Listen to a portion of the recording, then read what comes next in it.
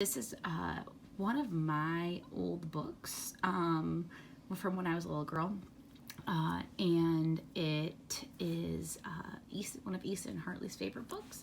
And so the skill that I'm going to practice today with you all is using intonation or using your voice to make the story more exciting.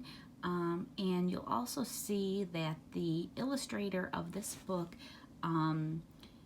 is going to give us some clues as to how we should change our voice for this one. So this is The Monster at the End of This Book, starring lovable furry old Grover. And as you can see, this book has been loved, so there'll be some spots. The Monster at the End of This Book, written by John Stone, illustrated by Michael Smolin. This is a very dull page. What is on the next page? What did that say? On the first page, what did that say? Did that say there'll be a monster at the end of this book? It did. Oh, I'm so scared of monsters. So we can see the large print right there has us changing our tone to be louder. Exclamations. Shh! Listen, I have an idea. If you do not turn any pages, we will never get to the end of this book. And that is good because there is a monster at the end of this book. So please do not turn the page. You turned the page!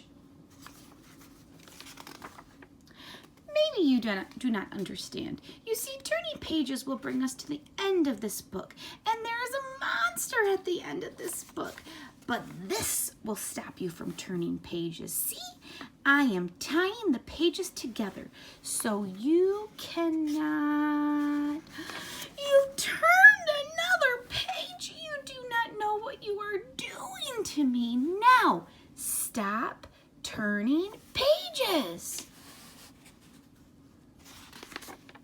There, I, Grover, am nailing this page to the next one so that you will not be able to turn it and we will not get any closer to the monster at the end of the book.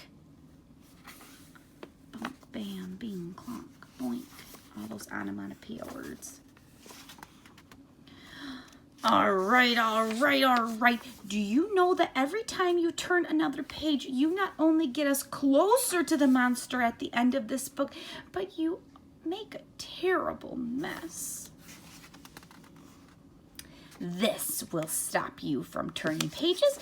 A heavy, thick, solid, strong brick wall. I would just like to see you try to turn this page.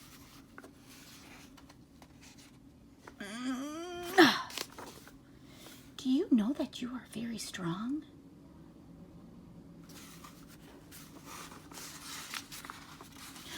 The next page is the end of this book, and there is a monster at the end of this book. Oh, I am so scared. Please do not turn the page. Please, please, please. Well, look at that. This is the end of the book, and the only one here is me. I, lovable furry old Grover, am the monster at the end of this book, and you were so scared. I told you, and I told you there was nothing to be afraid of. The end.